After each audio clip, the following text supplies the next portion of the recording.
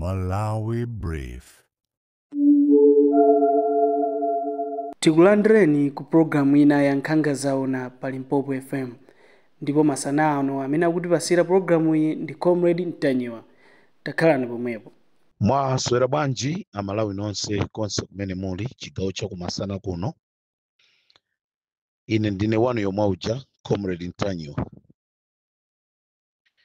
Ndabwera mokakamizika chifukwa cha mauthenga ochuluka amene akubwera okhuzana ndi ndondomeko ya fertilizer, okhuzana ndi ndondomeko ya kulandira chakudya chimanga chimene boma linakonza. Choyambirira ndifuna ndithokoze boma la DPP ndi mtsogoleri wake Peter Mutharika, Mai Jane Ansah, komanso olemekezeka a Enoch Chihana. Ndikufunanso ndithokoze nduna ya zachuma a Mwanamveka. Ndithokozenso nduna imene ikuona za agriculture. Koposaposa kuthokoza kwanga kupitirire kwa Mai Joyce Banda amene sakutopa, amene sanatope, amene ndi munthu amene sasungira mangawa. Mai Joyce Banda ndi munthu amene sasungira mangawa, olo munthu utamulakwira cha mtundu wanji samakumbusa chimene unamulakwira. Chimene amadziwa ndikunena kuti ndibwere ndigwire ntchito ndi anthu. Chimene amadziwa iwo ndikupitisa patsogolo chitukuko cha dziko. Mai Joyce Banda kumene muliko mumve mkati mwa mtima mwanu kunena kuti mwana wanu Comrade Mtanyiwa akuti zikomo kwambiri. Mukutumidwa ndi boma kumakagwira ntchito, komanso simukutopa, mukubwera ndikulithandiza boma apa tikanapanga chonchi, apa tikanapanga chonchi. Ndikanakonda ena tonse amene tinaluza masankho, ndikuziwa MCP singatero, koma ena anu mukanatha kutero kugwira ntchito ndi boma. Boma la DPP langokhala miyezi 3, miyezi 4. Sindikudziwa inuyo amalawi, mkazi wanu anali woyembekezera, wabereka mwana wamkazi owamamuna. Sindikudziwa ngati mungathe kuyembekezera zabwino zochoka kwa mwana ameneyi wa zaka zitatu, wa miyezi 3 kapena miyezi 4. Koma ineyo ngati Comrade Mtanyiwa ntakhala kuti ndalandira mphatso ya mwana, sindingayembekeze kulandira china chilichonse chabwino kuchokera kwa mwana ameneyi chifukwa akadali wang'ono. Koma pamene akukula, chaka ndikumakwanisa, zaka ndikukwanisa 2, 3, kumuyankhula ndikhoza kuziwa zonoti akhoza kuzindikira ndikanena kuti choka, adziwa kuti awatu akundipasa saini yonena kuti ndichoke pamalopa. So ndifuna ndithokoze utsogoleri wa Mai Joyce Banda posiya china chilichonse, koma kunena kuti ine ndigwira ntchito ndi Peter Mutharika. Mwaonesa chikondi kwa Malawi, komanso mwaonesa kukonda dziko lanu. Simunali pamene pakufuna udindo okha, koma cholinga chanu chinali kutukula dziko la Malawi ndi anthu okhala m'Malawimo. Ndikufuna ndithokoze. Ndibwerere mbuyo kunena kuti audio yanga imene ndikuyankhulayi yandipangisa chifukwa cha anthu ochuluka amene akunditumizira mauthenga. Ndendati ndipereke uthenga ukuboma. Aboni Kalindo ayankhulapo kale, koma ineyo ndikungofunanso ndingotsindika kunena kuti zikusonyeza kunena kuti boma lina lililonse, kona ina iliyonse ikudandaula za ndondomeko za fertilizer kapenanso chimanga. Ndifuna ndithamange ndipite ku Mangunda. Muzi wanthu 6,000 ku Mangunda walandira chimanga matumba ochepa. Pa matumba ochepawo munthu mmodzi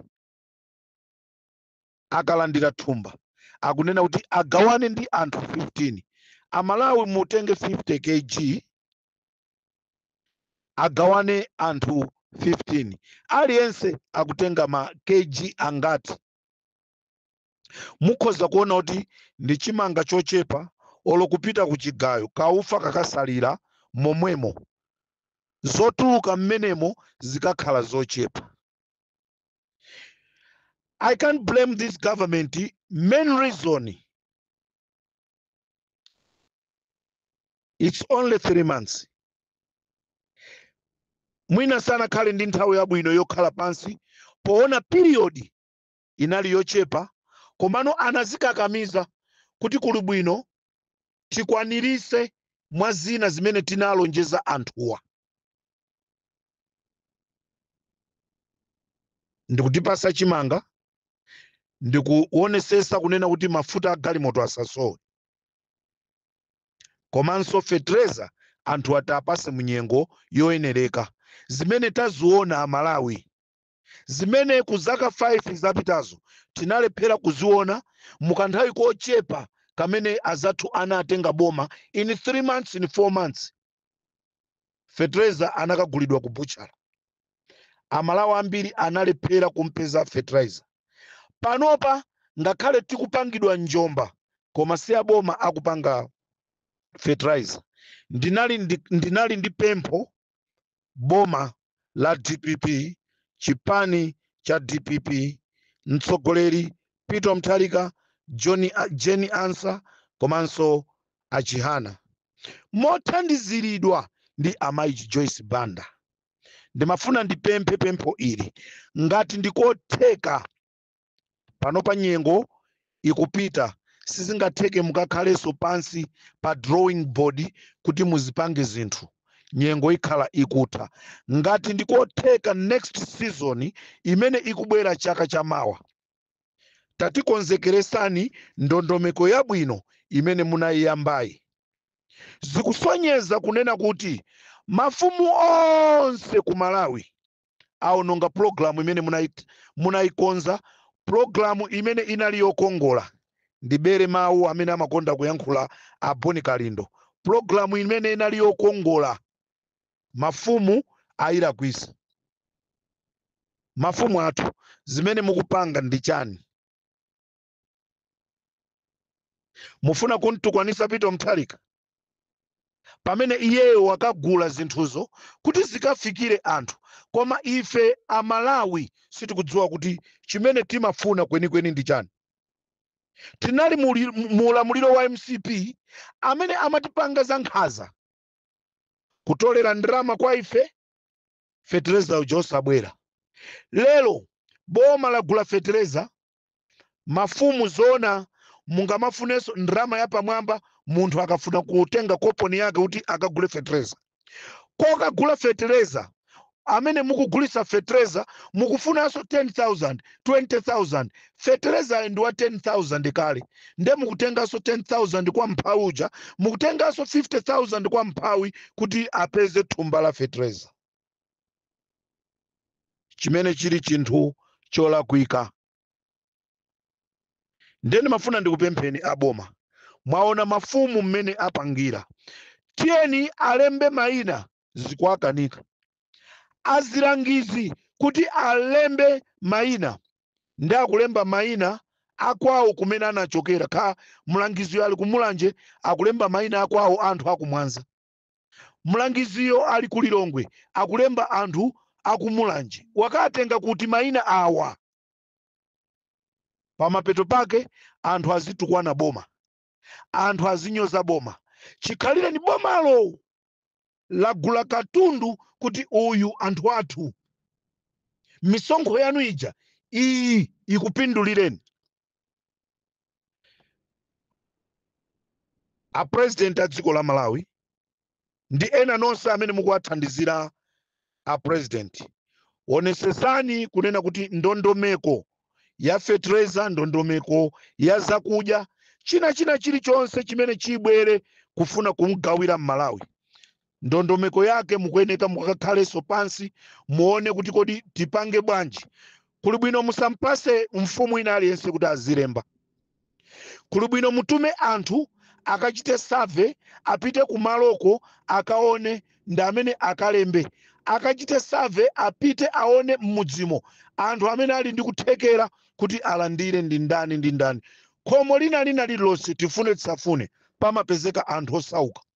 Mmodzi apezeka kuti akuzikoka enawo pa khomopo khalipo 15, pali nyumba 15, mpeza nyumba 13 alibe wina aliyense owathandiza. Boma mutikonzere ndondomeko yabwino mu chaka cha mawa, Ambuye akatilola tonse ndikukhala ndi moyo. Ndapanga kafukufuku wanga ndapeza kunena kuti boma lina lililonse likudandaula za kayendesedwe ka zinthu zimenezi. Maka anthu amene akuononga ndi mafumu ndi azilangizi. Ndikuyankhula za kumangunda kuthyolo, sindikuziwa kuchikwawa, sindikuziwa kumsanji. Kuzomba kwa nsomba kapena kwa chesomba, koma kuzomba kuli chinyengo osati masewera. Mulangizi angolemba mayina ake amene akwaziwa iyi, amfumu angolemba mayina amene akwaziwa iwo. Anthu amene abadwa ndi kukulira ndi kukalambira mmuzimu akulephera kulandira fetereza. Mavenda, azilangizi, mafumu tikuononga ndondomeko zimene boma likumabwera nawo. Ndimafuna ndipemphe department ya security achisale, ndipemphe amukhito, ndipemphe aluhanga, tigwirireni ntchito katangale kuti athe mdziko. Department ya security ikuyenereka kutenga gawo lalikulu. Ndikufuna ndibwere ku gawo lina limene Amalawi akukhumudwa nalo kwambiri, judiciary. Judiciary yathu sikutithandiza. Ndi wosauka yekha amene akakumana ndi vuto akutengedwa kukakhala kundende. Wolemera sakupita kundende. Funso Amalawi akuti kodi ndendezo munamangira wosauka? Olemera amene awa azilangiziwa maumboni alipo, alangizi awa ali ndi matumba 52 nyumba mwawo. Sitinamvepo kuti mlangizi wina wake kapena mfumu ina yake yamangidwa. What's going on? Pamene pompano kungomva zonena kuti munthu ampeza ataba mizimbe. Lero akupita ku polisi, mawa ku koti, kupempha bailout, kunkaniza, akukasekeredwa. Munthu amene anatenga mpeni ndikupita malo otetezeka ndikukabaya magalimoto a nduna za boma. Galimoto yotisiya Ntanyiwa, galimoto yosiya Boni Kalindo, galimoto yosiya Namiwa, galimoto yosiya Steve Chimwaza. Koma galimotoyo ndi ya nduna ya boma. Nduna ya boma yonete ikanakhala kuti ikutetezedwa. Munthu nkubwera ku parliament ndikubaya magalimoto amene aja, ndikufuna kuswa kuti abe zinthu mkati. Munthu amene uja akutengedwa akusidwa kunja chigawenga. Akuti munthu ameneyi ndi wotetezedwa. Nde court majaji akubwera ndikunena kuti iyayi sakuyenerekanso kuimbidwa milandu amenewa. Azipita kaye ku nyumba ngati azalowe mulandu azalowe court azabwere mu January. Is it fair? Malamulo aziyang'anira osauka ndi amene azivutika. Is it fair? Olemera akapanga cholakwika osapita kundende. Is it fair? Bwanji kuli bwino kutseka ndende zathu, ali mndendewo atulukemo. Tonse tizikhala mofanana. Because ngati anthu satengedwa ndi kumangidwa, ndi chifukwa chake ena sakutengerapo phunziro. Ineyo ngati comrade Ntanyiwa I'm very disappointed zimene zikuchitika mu dziko langa. Corruption tikuyilephera kuithesa chifukwa chonoti tikusankha who must be inside the jail, who must be outside the jail.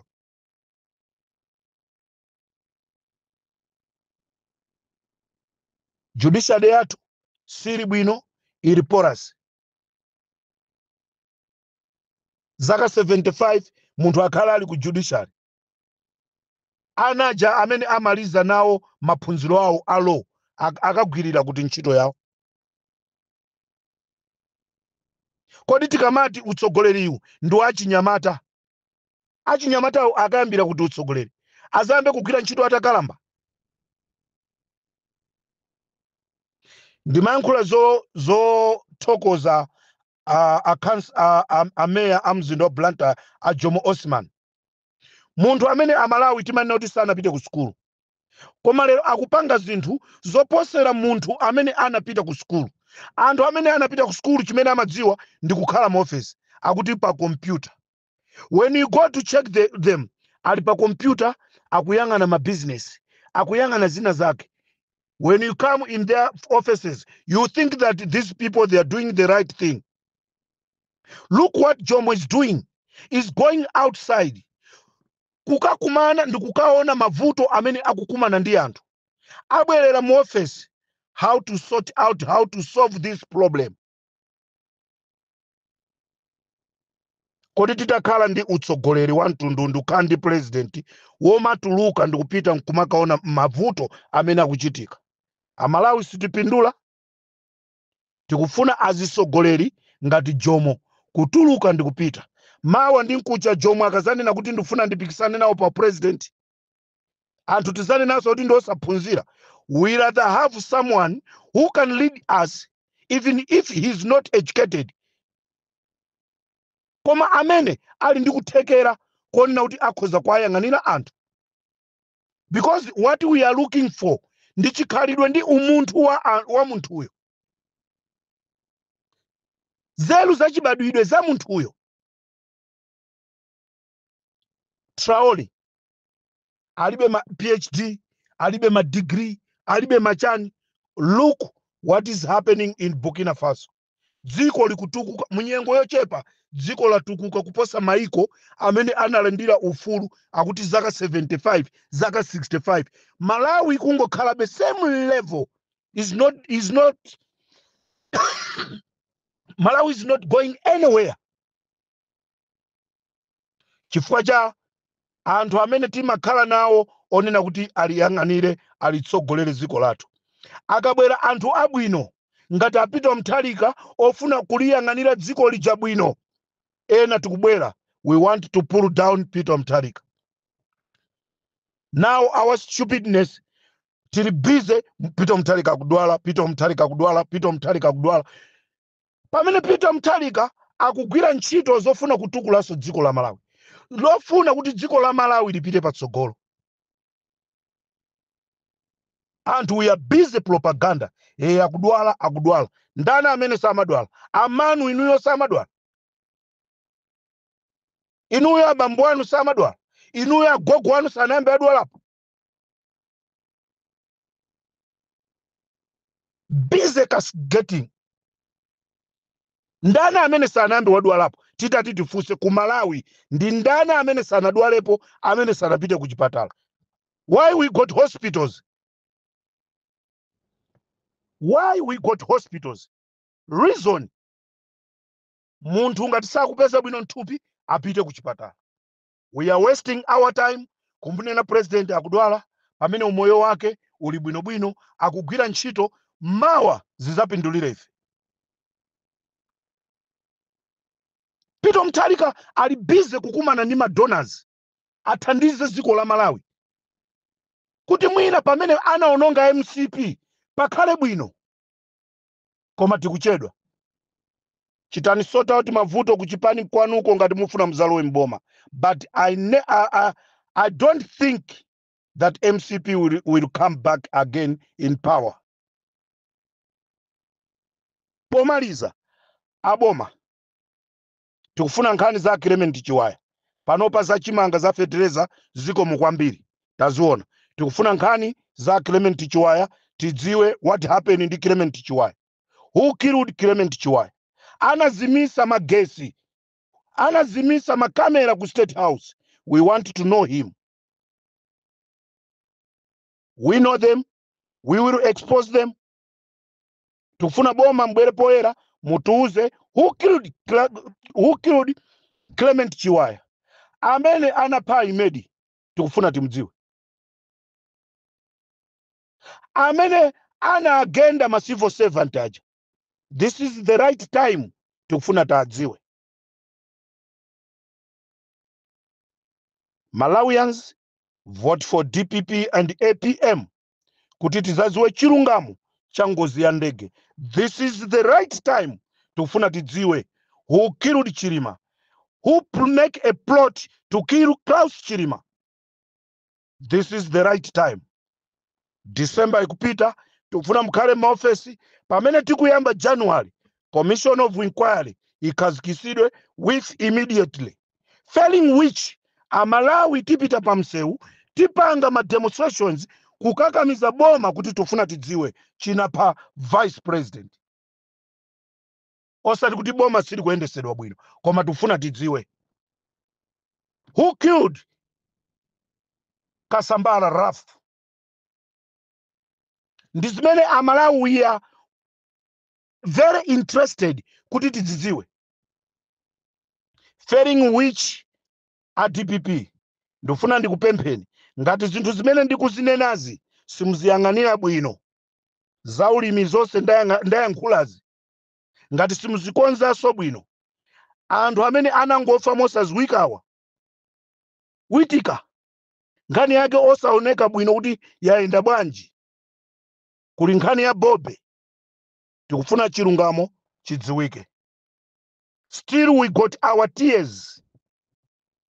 Misozi ina ikugwera mmimba ndi chikhulupiriro ku nduna wa zachitetezo au nduna wa agriculture, president wa dziko ndi ma vice president ake mutithandize Amalawi. Once again, congratulations a Jomo Osman. Mameya enanu amene mwasala akulilongwe, mameya enanu asala akumzuzu, komanso kuzomba, komanso ku Mangochi. Tukufuna tione ntchito zanu zabwino zimene mukuzigwira. Ndikufuneni masana abwino, Ambuye alemekezeke.